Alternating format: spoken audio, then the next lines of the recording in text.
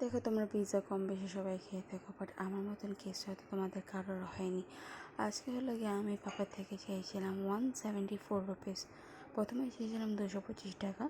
তো পাপা চলে গেছে, বলেছে পয়সা নেই। তারপর আমি দামটা কমিয়ে দিয়েছি, বলেছি যে না, কিছু কিছু পিস আমি ক্যান্সেল করে দিই।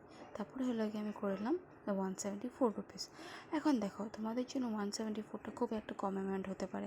174 সেরকমই কোনো অ্যামাউন্টই না, আমরা তার থেকে বেশি টাকা রিচার্জই করে ফেলি।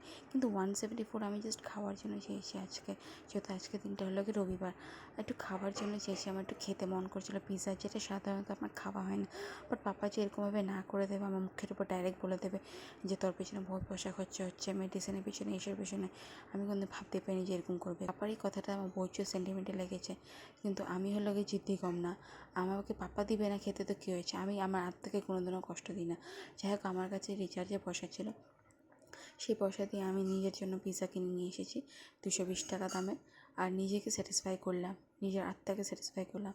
পাপার মতন মানুষকে আমি বুঝিয়ে দিতে চাই যে শুধু পয়সা থাকলেই হয় না, মন থাকতে লাগে। আমার পাপার মনটা একদম ভিখারি আত্মা, পয়সা থাকলেই শুধু হয় না। কিন্তু আমার মন আছে, পয়সা না থাকলে কী হয়েছে, আমার মন আছে। আমার বাবার পয়সা আছে কিন্তু মন নেই, ভিখার আত্মা, একদম ভিখারি আত্মা।